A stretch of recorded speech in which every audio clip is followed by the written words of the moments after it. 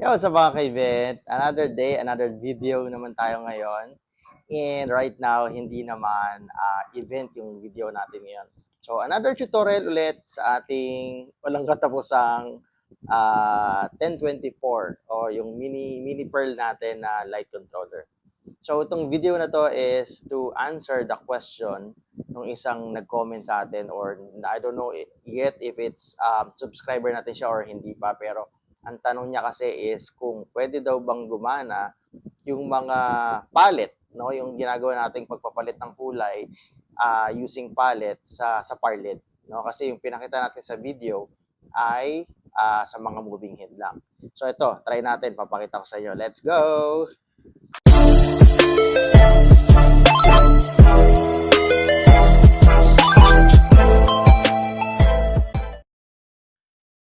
Alright guys, so ito, niready ko na dito yung ating mini pearl at meron tayong isang available na Parled. So ito siya, hindi yata kita. So ito.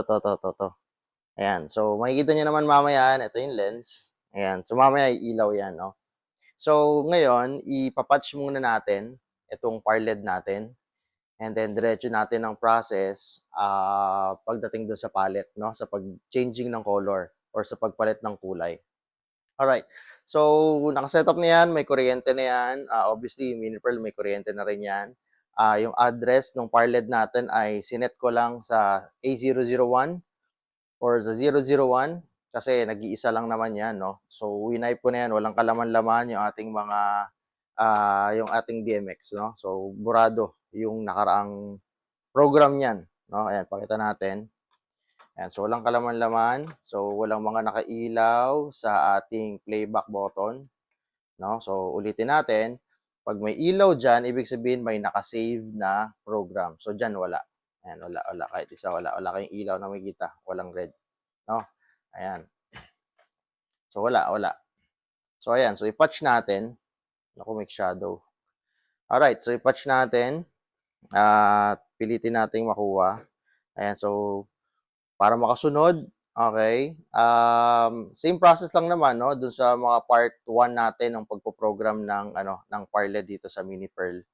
So again, meron tayong patch button dito. Yan.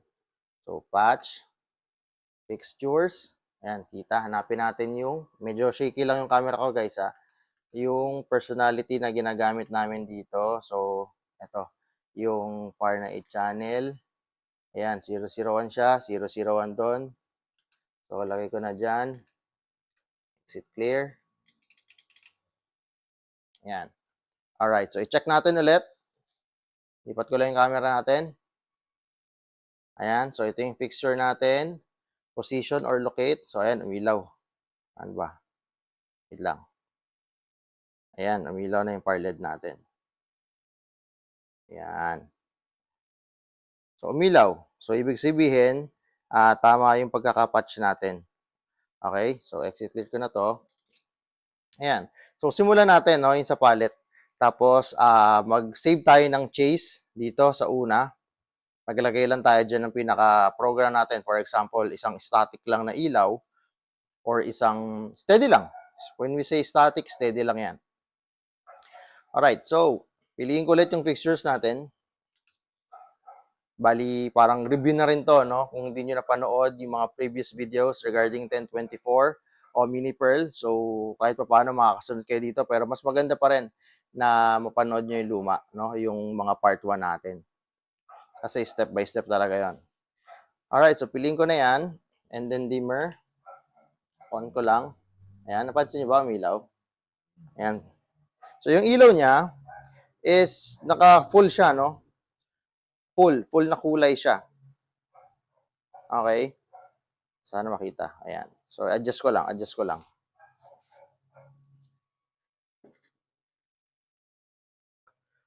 Ayan. So, full yan, no? So, lahat ng pinaka-control pinaka-kulay niya is naka-full blast lahat. So, parang total of white siya. Okay? So, isa-save ko yan. Kunwari, yan yung unang program natin. So, isa-save ko yan. Chase ko yan.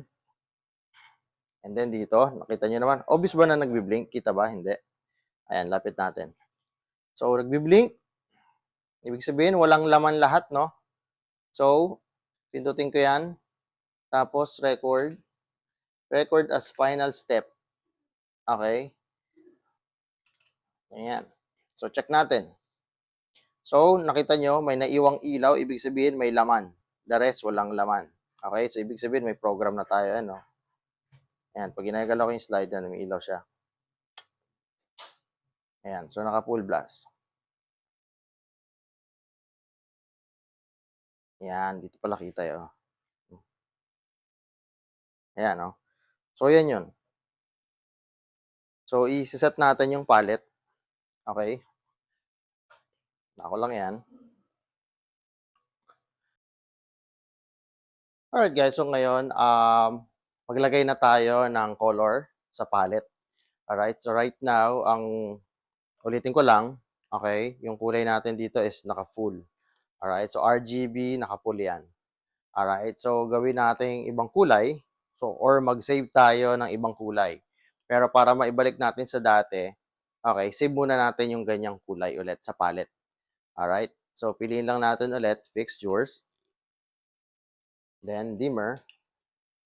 On natin yan, dimmer. Alright. So, color, okay naman. Kompleto yung kulay. So, scene. Ayan, no? Record, scene, palette sa pinakataas.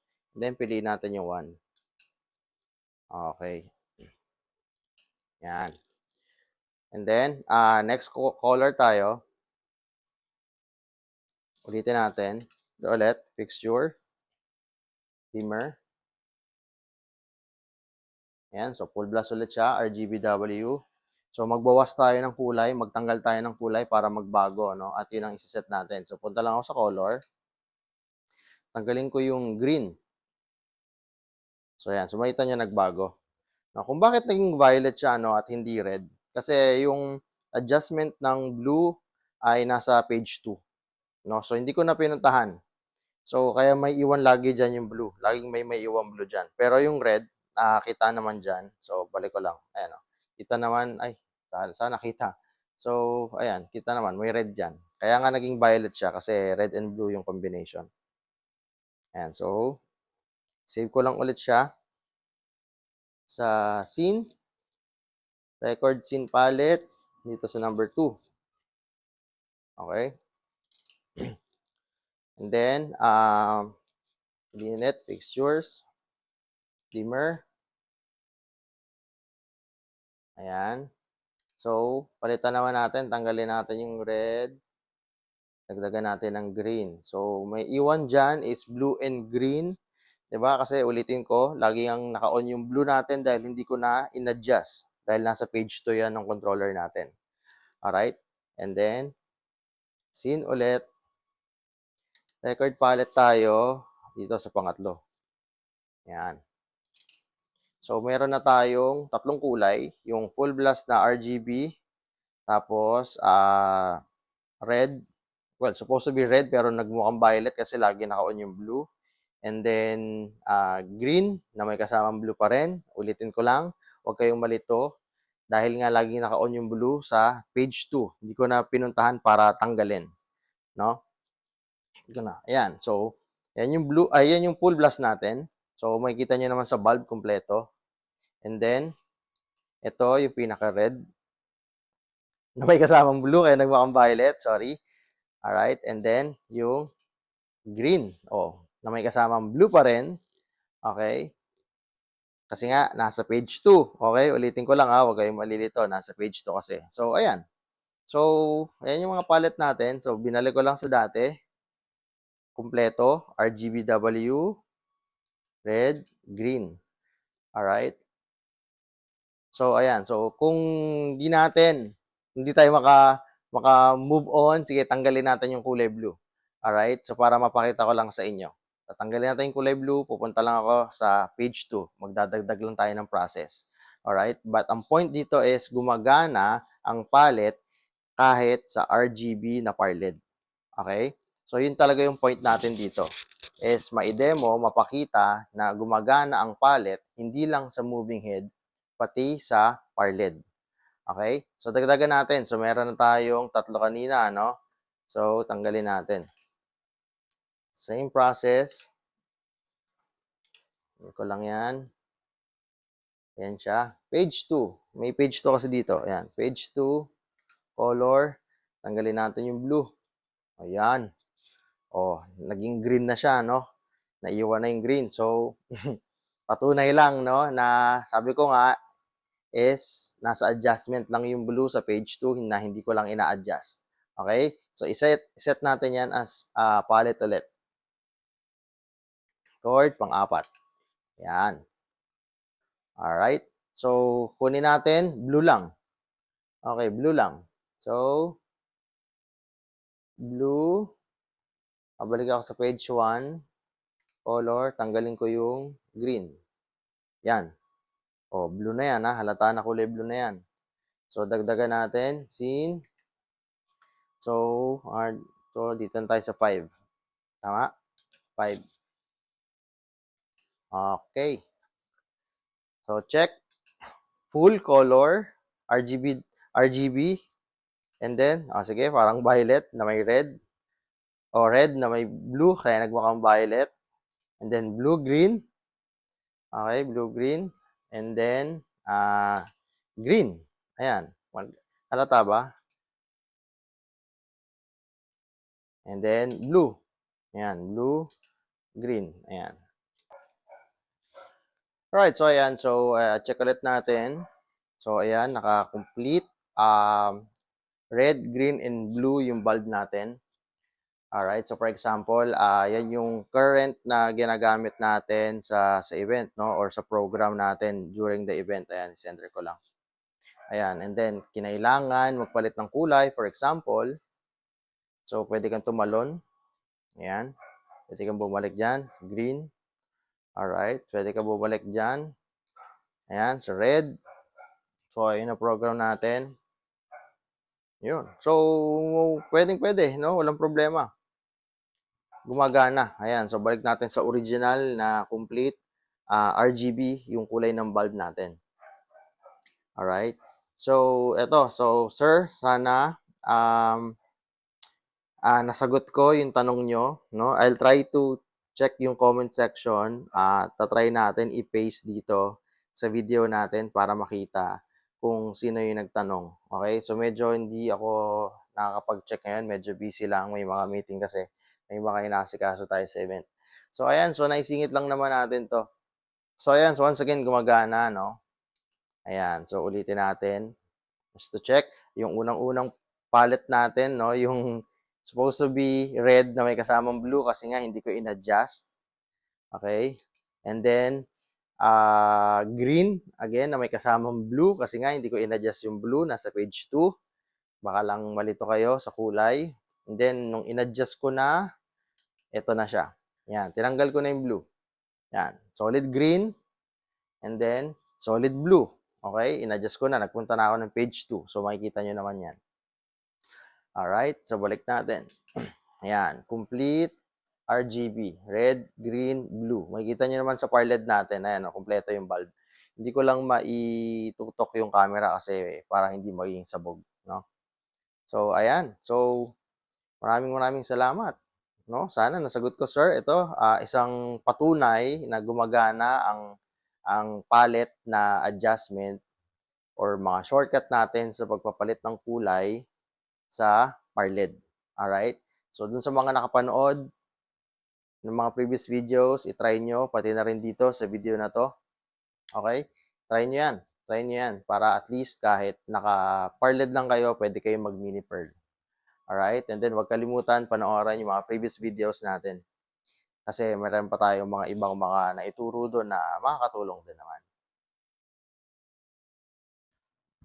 Ayun, so maraming salamat. So nakita nyo na yung ginawa nating demo again ngayon sa video natin. So sana nga, kaya ng sinabi ko, sir, sana masundan mo, sana nanonood ka pa rin para mapakita ko sa iyo na gumagana sa parled. Actually, hindi ko na nasagot to doon sa comment eh. Try kong sagutin. Sana ma-alert or ma-notify siya para sakali kung may ganito man siyang mini pearl, 1024, kahit A or B, sana matry niyang gamitin at magawa niya, no? At sa iba rin, sa inyo rin, sa mga nanonood din. So, sabi ko kahit hindi kayo naka-moving head, pwede kayo kahit parled lang, pwede kayong mag-mini pearl. Okay? So, maganda kasing gamitin ng mini pearl. Medyo complicated lang siya sa una, pero syempre sa una lang naman yan, no? Pagka nasanay ka na, alam mo na yung mga pasikot-sikot, no? Or pwede rin naman, from basic na 512 na DMX to 384, no? Pwede ka na rin mag-jump sa ganito. Upgrade na rin and syempre additional knowledge na rin. Alright. So maraming naglabasan ng mga mini pearl.